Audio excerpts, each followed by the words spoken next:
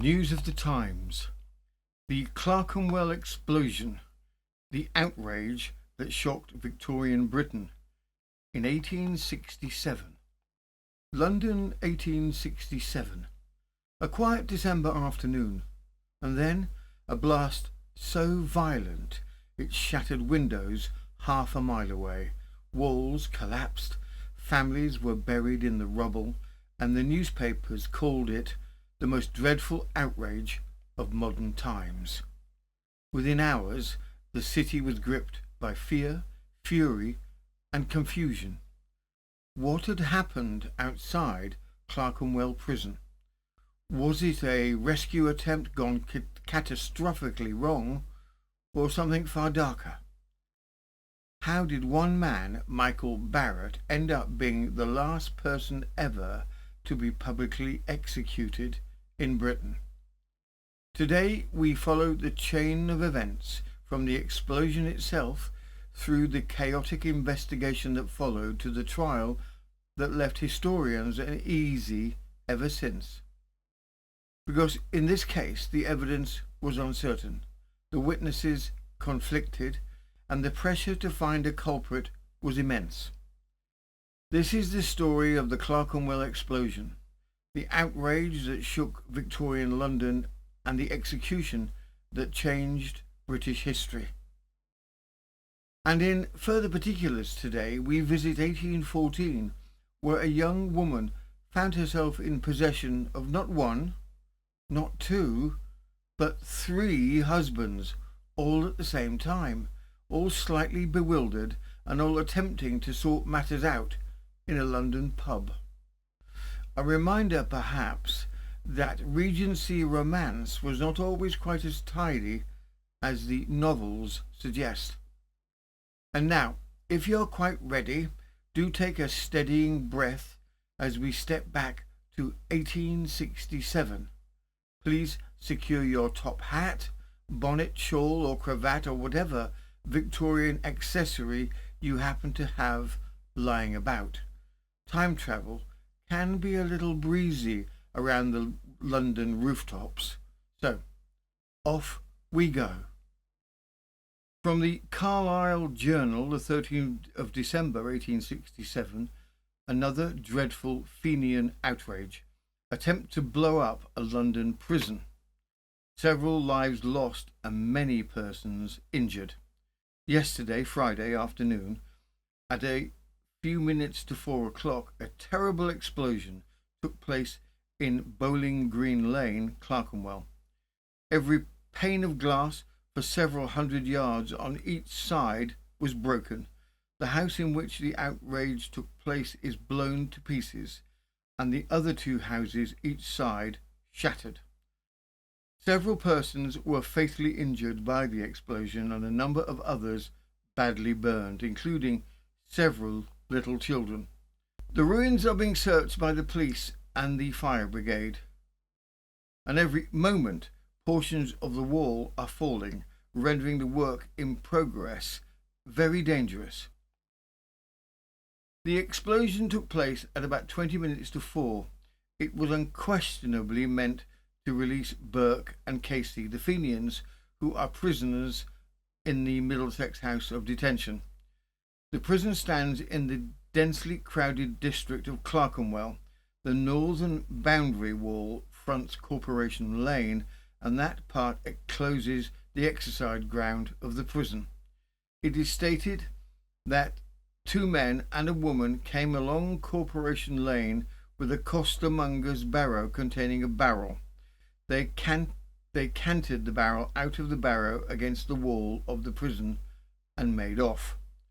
While the police were after them, a man ran out of one of the by streets, struck a fuse into the barrel, lighted it and ran off and escaped. Before those who saw him could get to the barrel, the explosion took place. About 40 yards of the prison wall were thrown down. 3 houses opposite were knocked into ruins, and glass was broken for a quarter of a mile round. The scene was frightful. Policemen and passengers in the streets were knocked down and fearfully injured, and people in the houses were killed. It is stated that at least 20 people are dead, but this statement is probably an exaggerated one. 3 dead were taken to St Bartholomew's Hospital. 18 persons were much burnt. Several children were taken to the workhouse, and cabloads of wounded to Gray's Inn Hospital. The firemen were sent for to search the ruin. The explosion against the Clerkenwell prison wall took place on Thursday the 12th of December 1867, a date London would remember for years. The capital was no stranger to political tension, but nothing of this scale, this ferocity, had ever struck it at its very centre. Clerkenwell was a densely packed district of narrow streets, workshops and lodging houses pressed shoulder to shoulder, families living only a few feet from the prison wall. To set an explosion device in such a place was to unleash devastation on those least able to withstand it. Working men and women, children at their windows, neighbours going about the small routines of the afternoon. What horrified contemporaries was not only the sheer force of the blast, but the apparent disregard for the lives surrounding the prison. Newspapers across Britain used the same language: dreadful, monstrous, unprecedented. Had the timing or placement altered by minutes, dozens more might have died. In a city already unsettled by recent Fenian activity, the Clerkenwell outrage did not feel like another act in a distant political struggle. It felt like an attack on London itself. But how had matters reached this point, and who exactly had set an event in motion? To understand that, we must step back and look at the political climate of the time. Who were the Fenians? In the 1860s, Ireland was governed as part of the United Kingdom, but the relationship was strained. The Great Famine was still within living memory.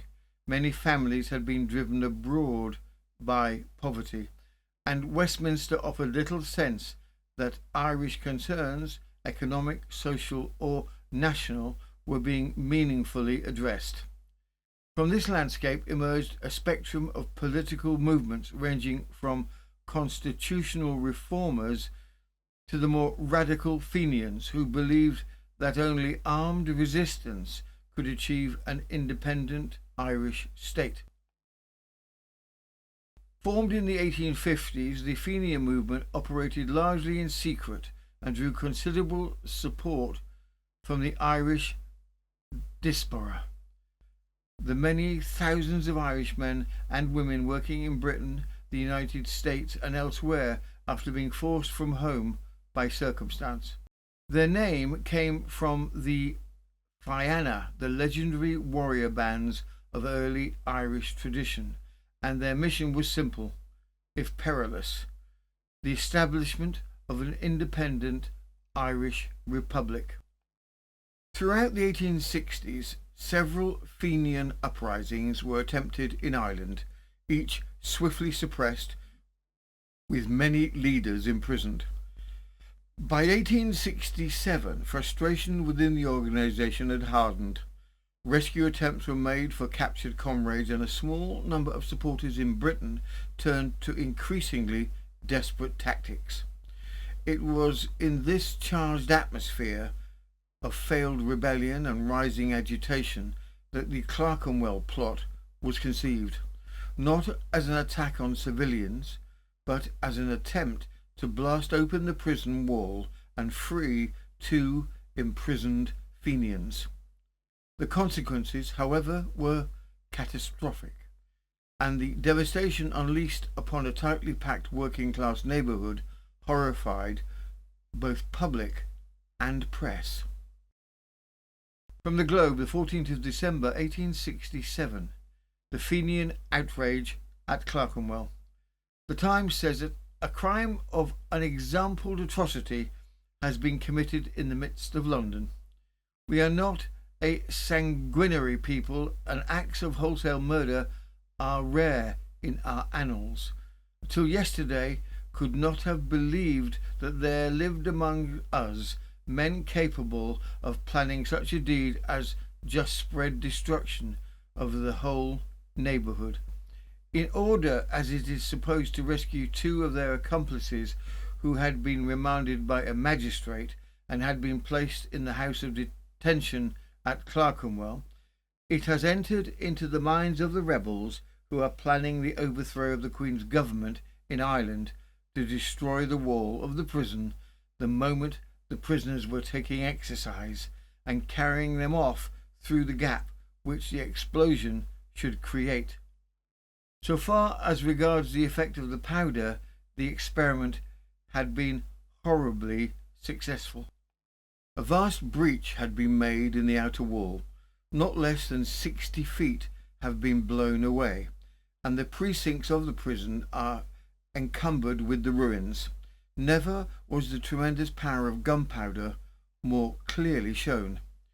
Yet about 4 o'clock yesterday afternoon, the neighbourhood of Clerkenwell Green was stunned by an explosion which destroyed a street, which tore a great breach in the outer wall of the house of detention, and which overwhelmed its ruins some 20 families, men, women and children, whose only fault it is that they are English and that they live near a prison where Colonel Burke is confined. The attempted rescue of Burke is a matter of no importance. The killing and the wounding of the poor people in the neighbourhood of the greatest importance. The house surgeon at St. Bartholomew's declares that during his 15 years' residence he has never seen wounds so fearful nor so much blood. None but men utterly reckless of the lives all around could fire a mass of gunpowder in such a place. The ruffian who lighted the fuse cared not how far the desolation might spread. Young and old, women and children, nursing mothers, industrious workmen were suddenly exposed to the dangers and the agonies of war. The shock of the explosion and the sheer scale of devastation inflicted on working families who could least endure it, swept through London with remarkable speed. Even newspapers usually sympathetic to the Irish cause were shaken into condemnation. Whatever the intention, it appeared to many that the perpetrators had shown a chilling disregard for innocent lives. Public feeling hardened almost immediately. Anger rose, sharp, vocal, and insistent that someone must be held responsible. In Clerkenwell itself, where houses lay open to the winter air and families counted their dead, that anger was fierce. Under this pressure, the authorities moved quickly. Every known or suspected Fenian was questioned. Many were detained. Scotland Yard made it plain that a reckoning was coming. And as the days passed, the newspapers reported each rumour, arrest and scrap of new information with mounting urgency. From the Globe, the 16th of December 1867. The Fenian outrages. Latest particulars. Reported capture of the leader of the plot. It is rumoured that another arrest has been made and that there is reason to believe the man taken is the miscreant who actually fired the barrel and was therefore the direct cause of the terrible disaster that ensued. The arrest is said to have taken place on the Dunstable Road, St. Albans, where the man was intercepted on his way to Liverpool. Being taken before some of the sufferers, he was identified as the man who lit the fuse, although this report requires confirmation. At St. Bartholomew's Hospital this morning, it was stated that no additional fatalities had occurred and that the patients were, for the most part, progressing favourably, news that will doubtless give satisfaction to the public. Some however, remain in such precarious conditions that death might yet result at any moment. Friends and relations continue to make anxious inquiries day and night. The prompt action of the government in relieving the sufferers and their families is the theme of much conversation, as is the active sympathy shown by the Queen, the Prince of Wales and other members of the royal family. The incidents following the explosion remain the all-absorbing topic among the inhabitants of the district. Mr. L.A., landlord of the old Lion at the corner of Bowling Green Lane, states that only minutes after the explosion the police brought in several women and children dreadfully injured and laid them on the floor before the bar. They were cut in nearly every instance above the head and upper body, blackened and begrimed as though soot had been thrown over them. An army of glaziers is hard at work repairing the countless windows shattered by the concussion. Meanwhile, the police authorities at Scotland Yard, acting with the Home Office, have disposed of the whole force in what is regarded as the best manner for the protection of the public and private property against Fenian outrage. A very large number of detectives are on duty, and every place thought to be a possible point of attack is closely watched. In the immediate aftermath of the blast outside the Clerkenwell House of Detention, the authorities launched a widespread investigation to identify those responsible. In the days that followed, multiple arrests were made of individuals associated with Fenian or Irish Republican circles, as the police sought to contain public anger and demonstrate swift action. Among the early detainees were men who came under suspicion both for political affiliation and for suspected involvement in preparations for the prison break, including those connected with the wounded and imprisoned Fenians Richard O'Sullivan, Burke and Joseph Theobald Casey, who were the intended beneficiaries of the rescue attempt. On the 20th of December 1867, less than a week after the explosion, a Fenian named James Vaughan voluntarily implicated himself and gave evidence that led police to identify 4 other names tied to the planning and execution of the bombing: Nicholas English, Patrick Mullaney, William Desmond and John O'Keefe. But Scotland Yard and police across England continued to look for anyone deemed to be suspicious. From the Globe, the 20th of January 1868, Fenians arrested. On Tuesday last, late at night, 2 pistol shots were heard in the tranquil streets of Glasgow. Hastening to the spot where the reports proceeded, the police found 2 men standing idly against the wall. They were charged with firing, arrested and searched, but neither weapon nor ammunition were found upon them. The men gave their names as Michael Barrett and James O'Neill, and they were liberated. Sorely at fault, the officers returned to the scene of the mysterious occurrence, and on the ground discovered a revolver and some ball cartridge. Barrett and O'Neill were recaptured, and all this took place within little more than an hour. The following day they were indicted as Fenians and remanded. There was reason to believe that these men were connected with the Clerkenwell outrage. Officers from Scotland Yard subsequently recognised the prisoners as principal promoters of Fenianism in London, and Barrett is believed to be the scoundrel who fired the fatal fuse at Clerkenwell. The men were removed to London with all proper precaution against rescue and are now safely arraigned at Bow Street. Michael Barrett was born around 1841 in the rural townsland of Druggersmashiel near Ederney in County Fermanagh. His family belonged to the small farm labouring class common across mid-19th century Ireland, a background marked more by subsistence than by security. Like many young Irishmen during this period, he left home while still a youth, seeking work beyond the limits of the local economy. His path led to Scotland.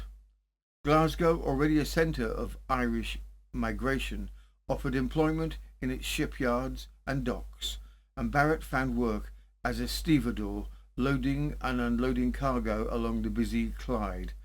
Contemporary accounts describe him as one of the countless working men whose lives were shaped by movement, labour, and the uncertainty of industrial cities. While in Scotland, Barrett became associated with the Irish Republican Brotherhood, more commonly known as the Fenians, a clandestine political organisation committed to the establishment of an independent Irish Republic. His involvement placed him within a wider network of Irish extremists spread across Britain, many of whom viewed political action abroad as an extension of the struggle at home. What emerges from the surviving records is a portrait of a young migrant shaped by the economic pressures and political currents of his time. An Irish farm labourer's son, a dock worker in Glasgow, and a man whose name would, in the aftermath of the Clerkenwell explosion, become irreversibly entwined with one of the most contentious state trials of the 19th century. As the scale of the devastation became fully known, the ruined houses, the wounded children, the families driven from their homes, public feeling hardened with remarkable speed. The newspapers demanded swift justice, neighbourhood meetings echoed with anger, and even those who had once sympathised with the Irish cause recoiled at the loss of innocent life. In this atmosphere, the authorities moved decisively. Every known or suspected Fenian was questioned. Men were detained on the slightest rumour of association. Lodgings were searched, acquaintances traced, movements retraced hour by hour. Scotland Yard and the Metropolitan Police made it clear that no effort would be spared in identifying those responsible. By mid-January, the first group of prisoners had been gathered, some already long under suspicion, others only recently arrested, and the proceedings began before the magistrates, and the charge was murder. And in the early testimony that followed, the full horror of what had occurred at Clerkenwell was laid bare. From the Globe, the 21st of January 1868, the Clerkenwell explosion. The charge of murder was taken at Bow Street Police Court yesterday afternoon against the two Desmonds, English, Alan, O'Keefe and Anne Justice. Mr. Gifford said he now proposed to include in this charge two other persons, one named Michael Barrett, who was taken since the last examination, and one named Mullaney, who had hitherto been only charged with treason felony. Thomas Wheeler, a boy of 11 living at number 14 Plummer's Place, said, "On the day of the explosion, I was in Corporation Lane with a little boy named Charlie. We were looking up the Corporation Lane and I saw a tub, and a man stooped by the tub. He put a squib, a small explosive fuse, in a hole at the top of the tub. On the tub was a cloth, and he lifted it up while he put the squib in. He lighted the squib with a match. I saw the man. I don't see him here," looking towards the bench. After looking round the court, the witness's eyes rested on the prisoner. "I think that is the man," pointing to Barrett. "I saw him today at the station house and picked him out." When the barrel went off, I was at the corner of Rosamond Street. I was blown down. I didn't know that my hand had been hurt, but I have lost the third finger and thumb of my left hand. I saw a little boy pick up another squib and run away with it? I don't know the boy. Barrett states, I decline asking the boy any questions. I am totally unacquainted with the technicalities of law and would rather not attempt to cross-examine the witnesses until I have counsel. Henry Morris deposed, I was an apprentice to Mullaney. I knew a person named Brown who used to visit him. I've heard my master call him Colonel Burke. I remember the arrest of Burke and Casey and heard my master say that poor Brown was taken. I have never seen Burke or Casey at my master's house since. On the day after I heard of the arrest, a man named Barrett called at our house and was telling how it occurred. He said that they were together in the Euston Road and separated. Brown and Casey went one way and he went the other. They were to meet at the end of Euston Road and he got there first, but they did not come, so he supposed they had been taken. I've heard since that Barrett has gone to America because some parties suspecting him of betraying Burke. Of the men in the box looking at them, I know 1, 2, 3, Mr. Mullaney, Mr. English and Mr. Jackson. I have seen Mr. Desmond once. Being asked which was Jackson, he pointed out Barrett. A young apprentice later testified that on the day of the explosion, Jackson, now identified as Barrett, slipped into Mullaney's workshop by the back door with another man whose right ear was freshly injured and bleeding. The pair appeared shaken and disordered. Curious, the apprentice found an excuse to look in. Barrett, he said, was washing himself. His neck was smeared with a dark residue like gunpowder, and both men had changed part of their clothing. He saw Mullaney's wife quietly folding their discarded garments into a black wrapper and hiding them in a cupboard. The witness added that Barrett's appearance had changed since then, his whiskers shaved off, replaced by a short unkempt beard, and that he had overheard Mullaney telling others that Barrett had once fled to America under suspicion of betraying a fellow Fenian. Under questioning from Barrett, the apprentice admitted he had not seen Barrett enter or bring a bundle with him. What he remembered clearly was the washing, the face already clean, the blackened neck still being scrubbed. Thomas Francis Young recalled, since I was last examined, I have seen the man I mentioned in my examination when I said I thought I should know him. I saw him at the station house this morning. He was amongst the number of other men from 20 to 30, and I knew him at once. The one beside him was also present at the explosion. O'Neill is the man who fired the barrel. He then wore a tall hat and had a light brown coat on. I only saw the barrel fired once.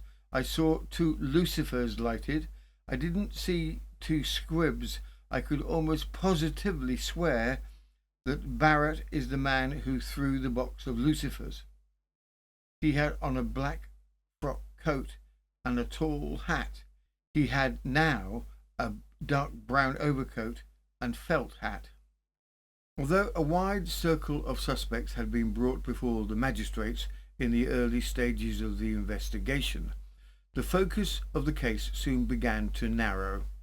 Statements from informants, fragments of description, and reports of movements before and after the explosion gradually pointed more and more firmly toward one man, Michael Barrett.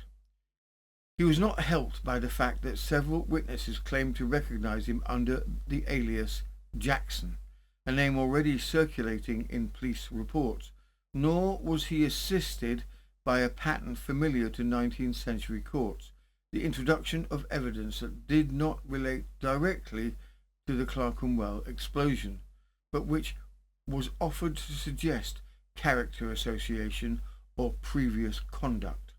Piece by piece, these accounts created an impression, however imperfect, that Barrett had engaged in activities which, in the eyes of the authorities, placed him uncomfortably close to the events under investigation.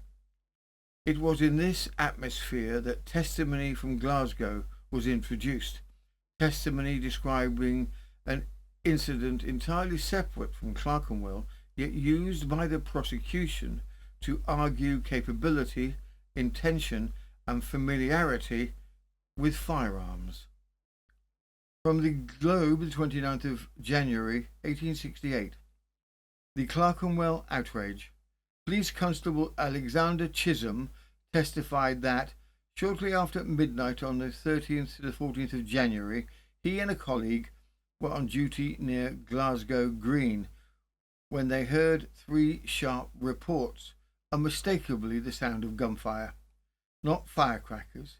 Smelling powder, they moved toward the noise and found two men standing by the river, O'Neill and a man calling himself Jackson, later identified as Michael Barrett. The constables questioned them. Their answers were evasive, contradictory, and in Barrett's case, plainly unconvincing.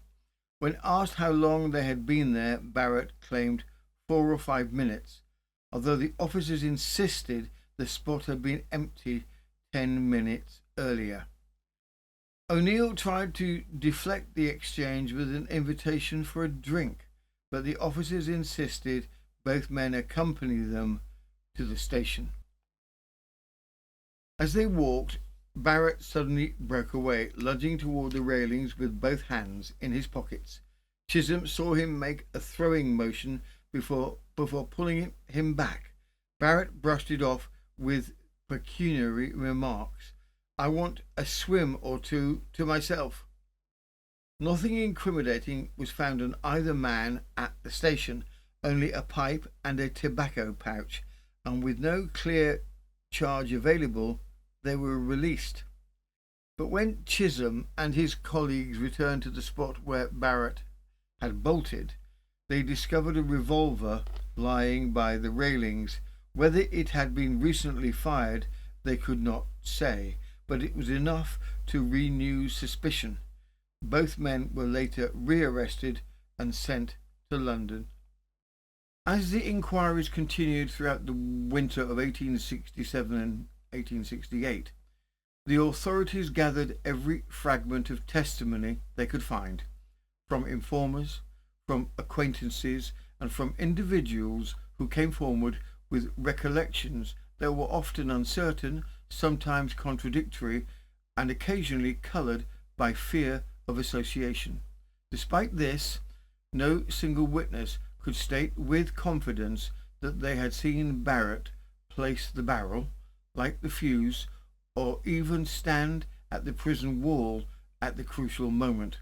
What emerged instead was a mosaic of impressions.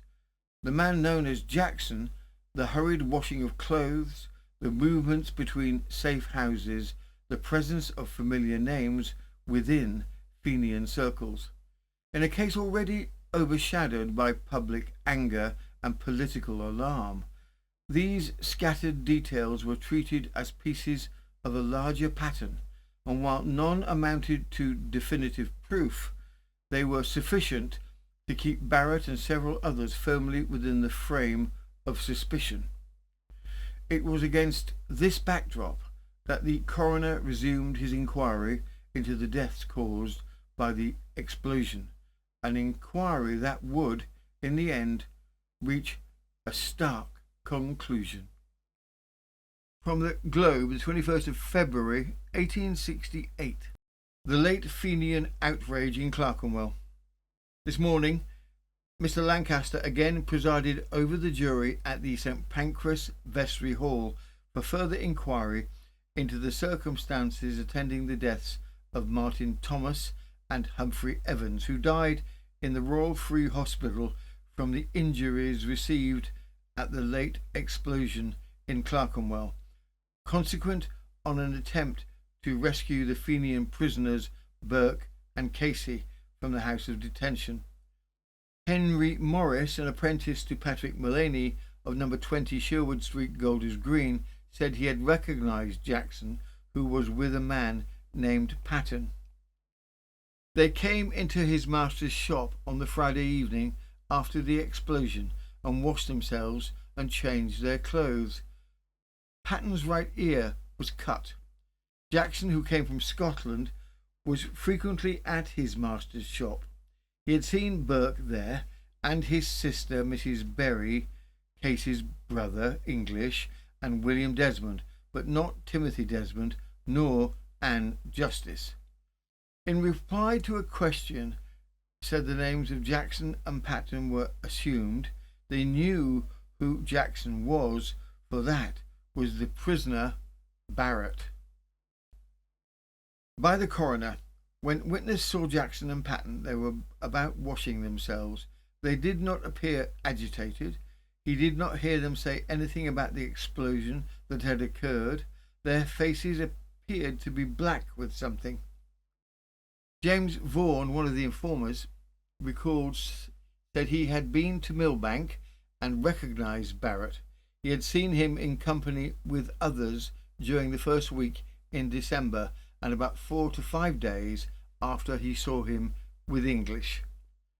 There being no further evidence, the coroner summed up and called the attention of the jury to the specific points in the case. The jury then retired, and after an hour and a quarter's deliberation returned the following verdict.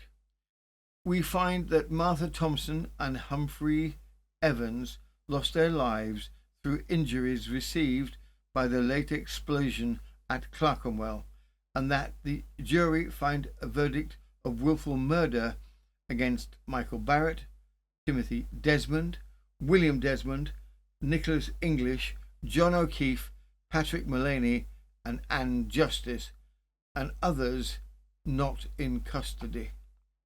As preparations for the forthcoming trial continued, the newspapers began to publish fuller details of the damage wrought at Clerkenwell.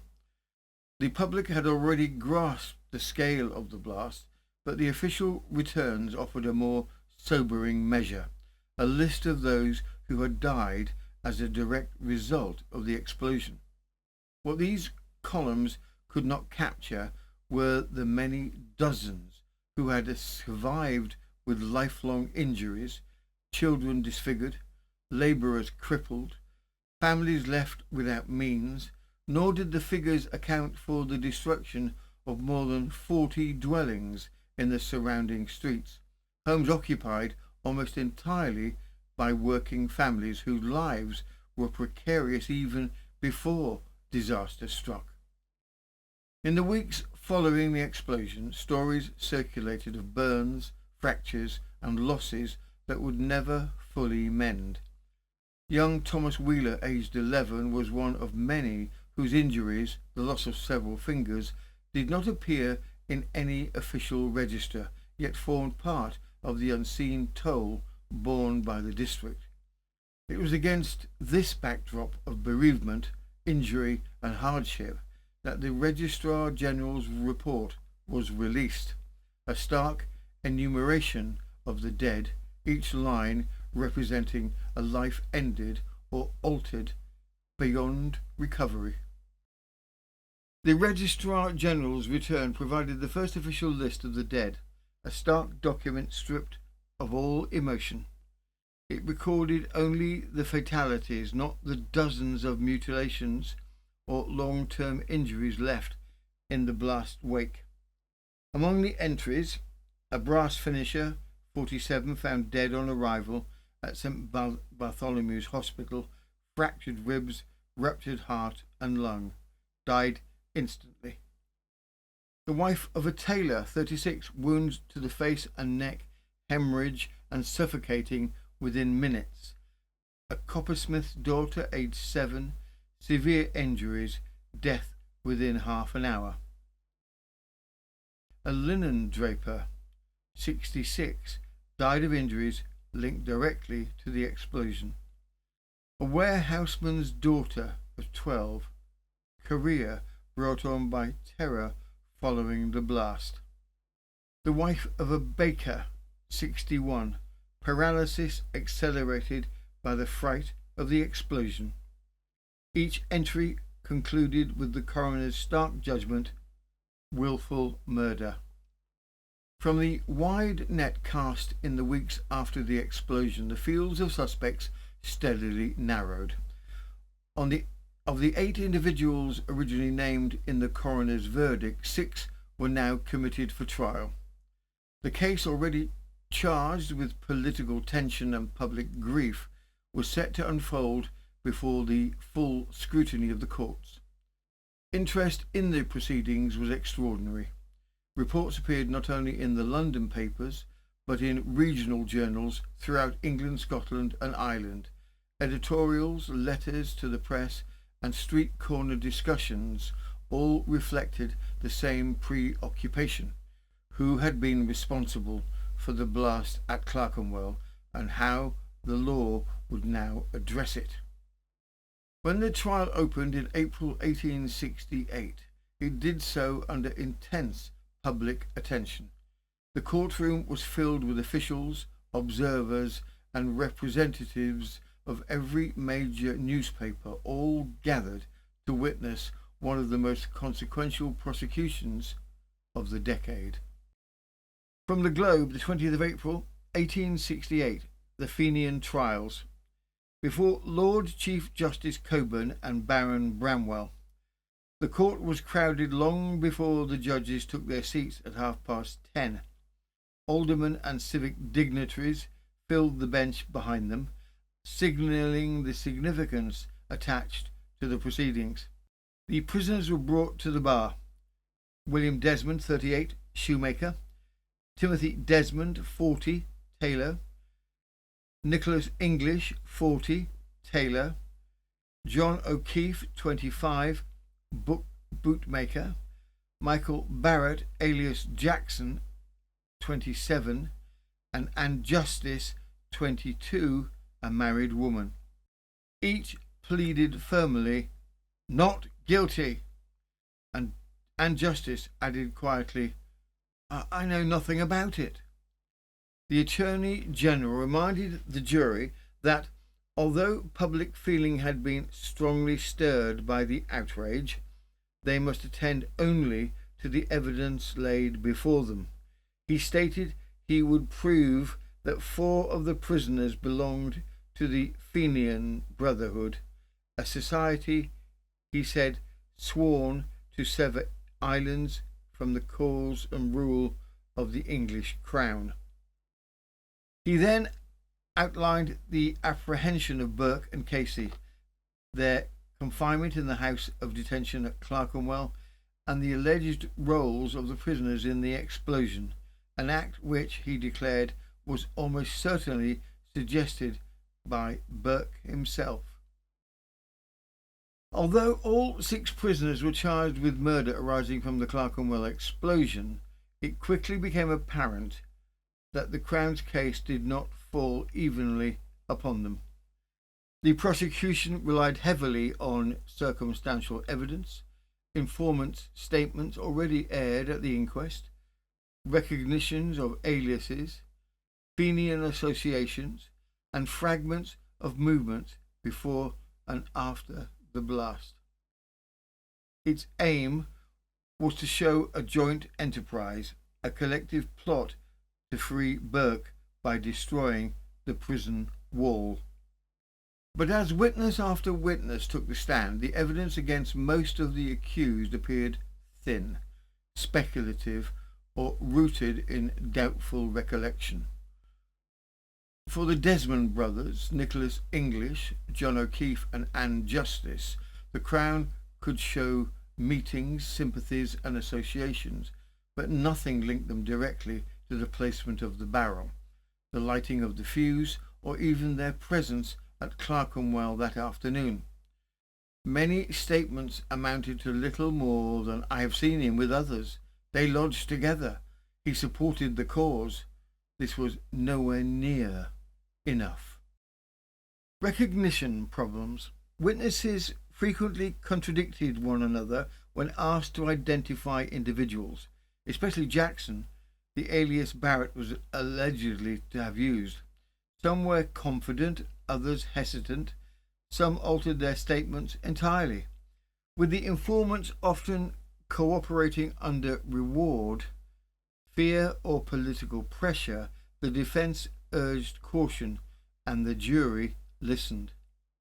By the midpoint of the proceedings, it was plain that the Crown had failed to establish a coherent chain of evidence against all but one prisoner.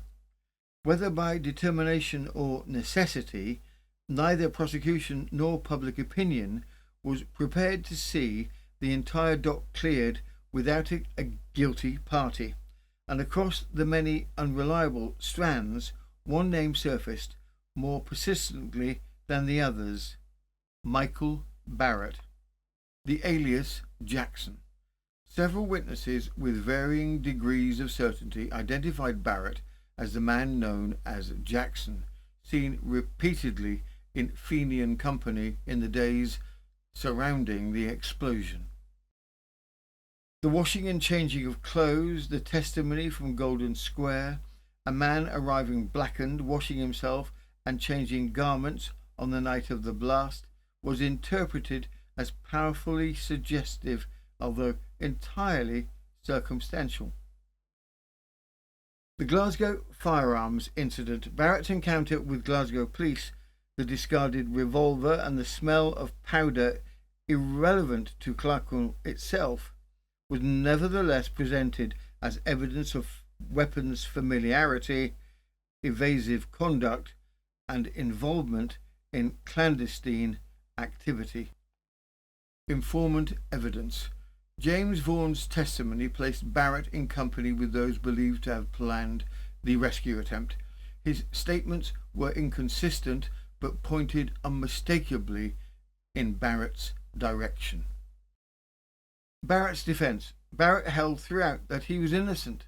He insisted he had been in Glasgow on the day of the explosion and produced witnesses to that effect. But in an atmosphere soured by political tension, many doubted whether any Fenian witness could be believed, or what lengths sympathisers might go in providing an alibi. The decisive imbalance. In truth, the prosecution had something against Barrett, however fragile, and almost nothing against the others. This imbalance worked fatally against him. When the judge summed up, the implication was unmistakable. If anyone in the dock had lit the fuse at Clerkenwell, the evidence pointed only to Barrett. From the Globe, the 28th of April, 1868, the Fenian trials. The trials for murder arising out of the Clerkenwell outrage concluded at the Central Criminal Court yesterday. The Lord Chief Justice, in concluding his charge, which had occupied 4 hours in its delivery, urged upon the jury to bear in mind that while it was of great importance that the guilty should not go unpunished, it was of infinitely greater moment that the innocent should not be punished. At 4 o'clock, the jury retired to consider their verdict. At 20 minutes past 6, the jury returned with a verdict of not guilty against William Desmond, Timothy Desmond, Nicholas English, and guilty against Barrett.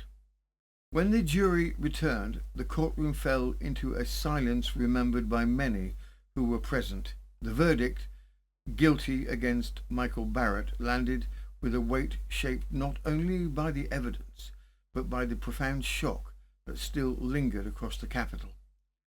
In calmer circumstances, some argued, the case might have been judged differently, but Victorian London was still reeling from what it regarded as an attack upon its own streets, and the appetite for a decisive resolution was unmistakable. Barrett received the verdict with marked composure. Standing in the dock, he neither cried out nor faltered, and when asked in the formal language of the court whether he had anything to say before the sentence was pronounced, he delivered a statement that struck even those who remained firmly convinced of his guilt. It was calm, deliberate, and unexpectedly eloquent, a final assertion of his innocence, spoken in a courtroom that had already decided his fate. When Michael Barrett was asked if he had anything to say before the sentence was passed, he delivered a measured yet stirring address from the dock. He spoke words not of admission but of identity. I am far from denying my love of my native land. I love my country, and if by means I could redress the wrongs of that persecuted land by the sacrifice of my life, I would willingly and gladly do so.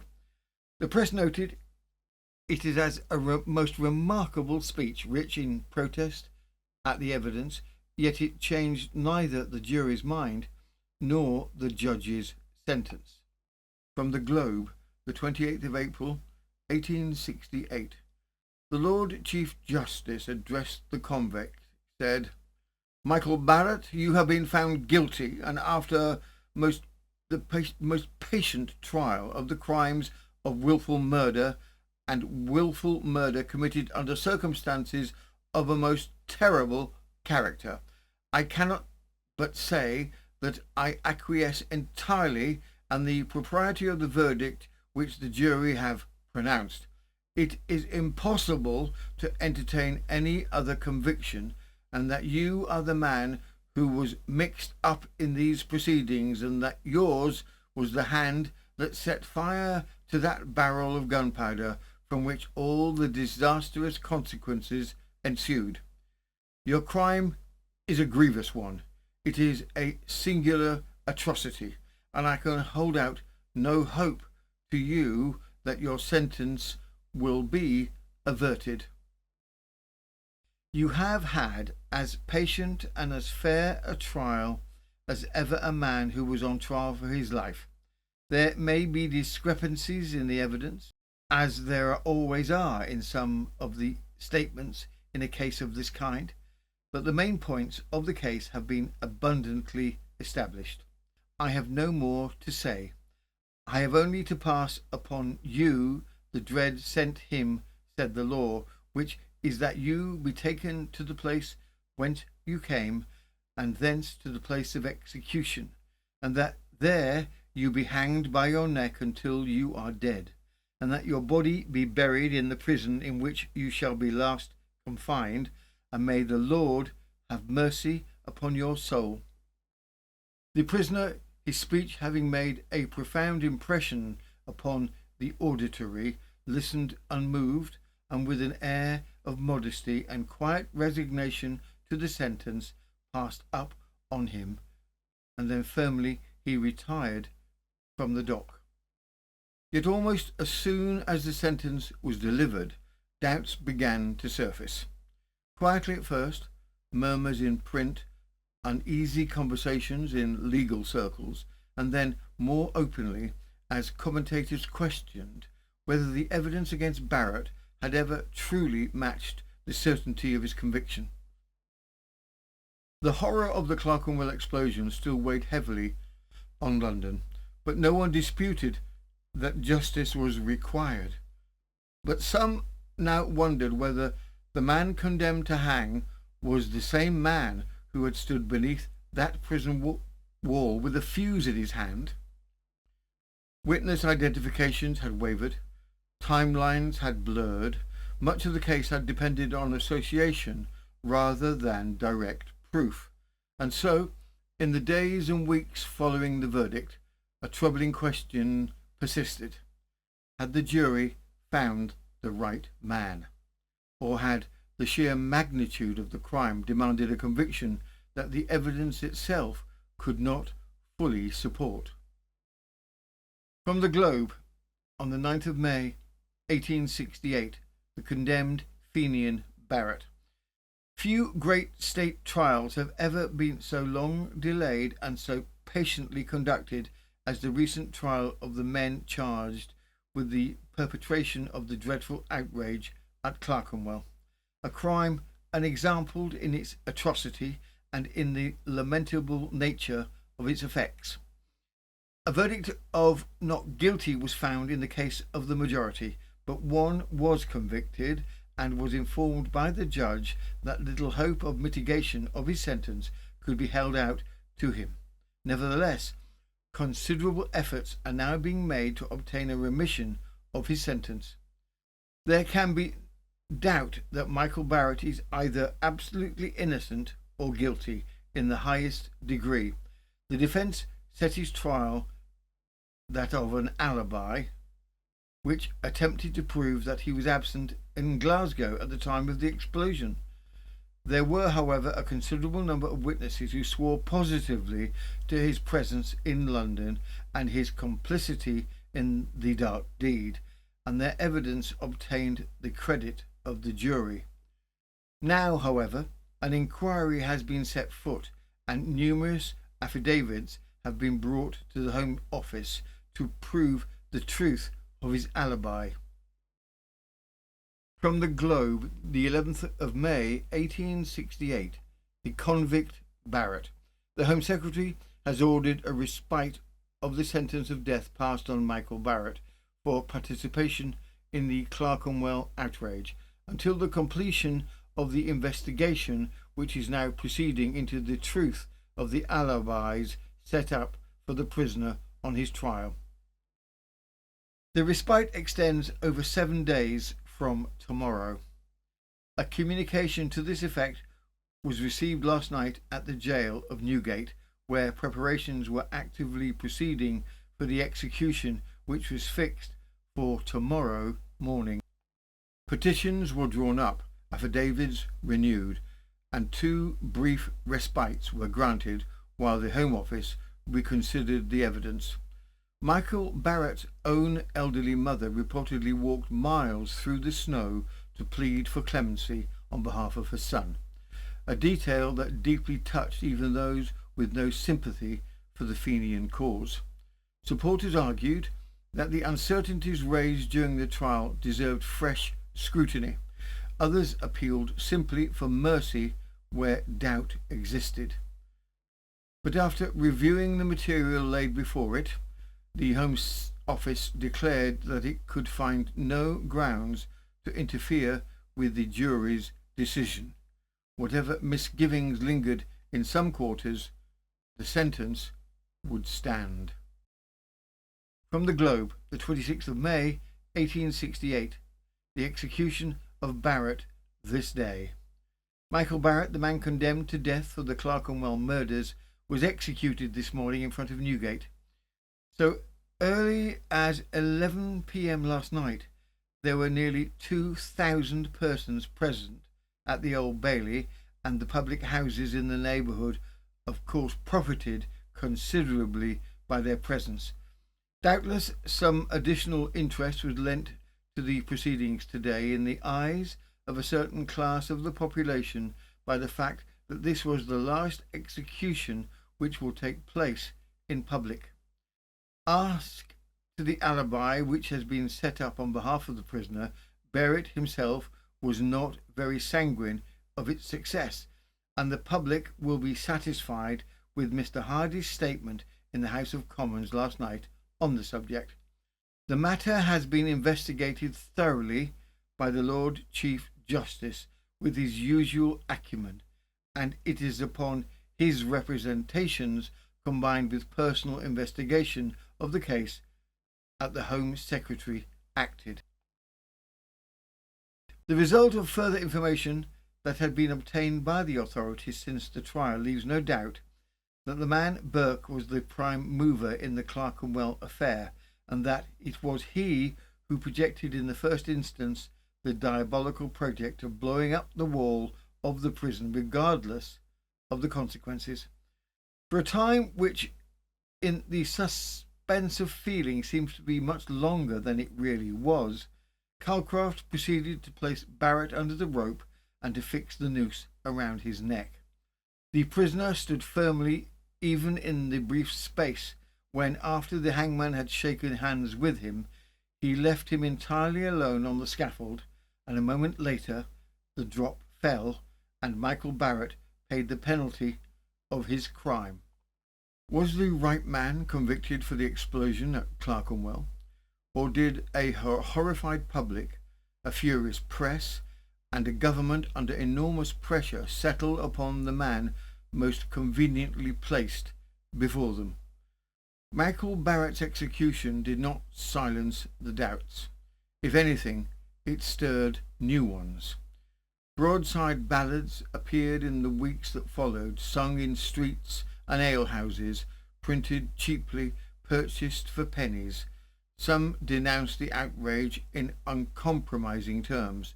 Others offered sympathy for Barrett, hinting that he had been misled, mistaken, or abandoned. A few went further still, suggesting that the wrong man had died. These broadsides are rare survivals today, but they remind us of something important. Public feeling in 1868 was not as unanimous as the official records suggest.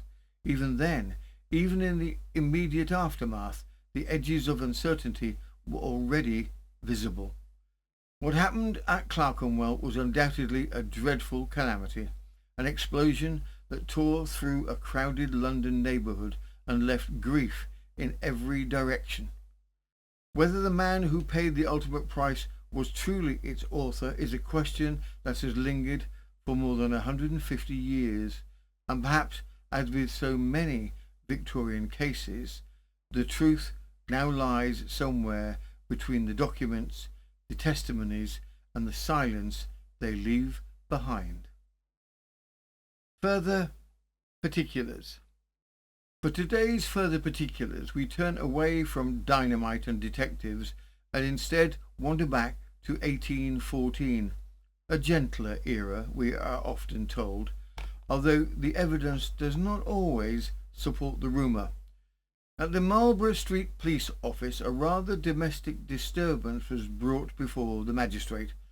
Nothing explosive, nothing treasonous, merely a young woman who had accumulated husbands in much the same way other people collect teaspoons. 3 of them, to be precise.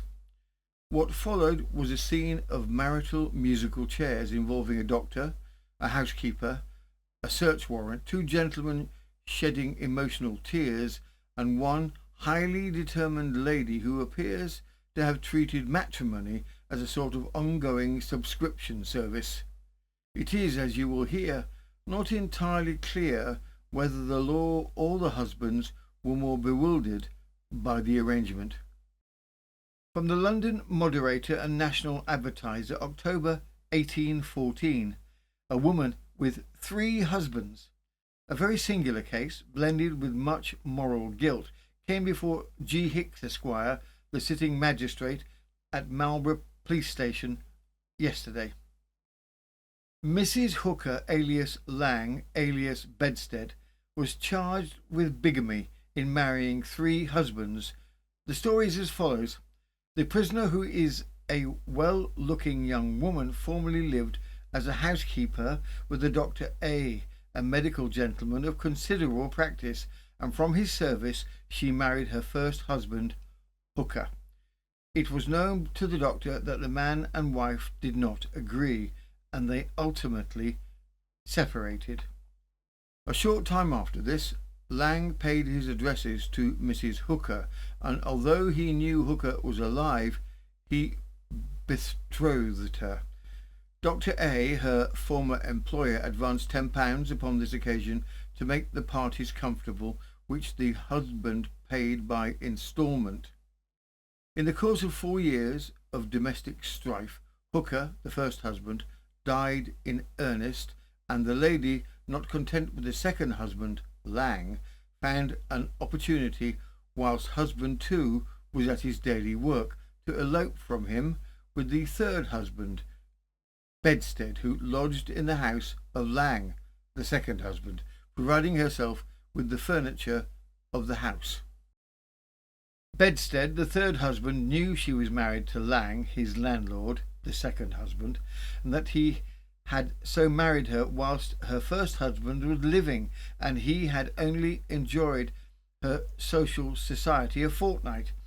when both were taken up by virtue of a search warrant to get at the goods which Lang claimed. There was no positive proof adduced as to the first marriage, and respecting the second, the husband Lang seemed very content to let the lady remain in the quiet possession of the third husband, Bedstead, and, whilst dropping an affectionate tear, he soothed her sorrows by assuring her he would not prosecute. Under all the circumstances, the magistrate dismissed the case, advising the woman not to pursue this line of conduct. The doctor paid her fees, and the lady, escorted by the second and third husbands, retired to a neighbouring public house to settle their affairs in equity. As it turned out, that the goods which were taken by virtue of the search warrant were purchased by both husbands.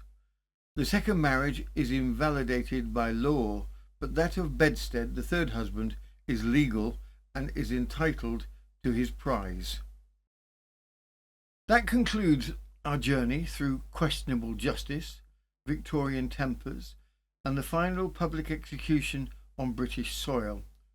A sobering tale, to be sure, although history rarely promises tidy endings.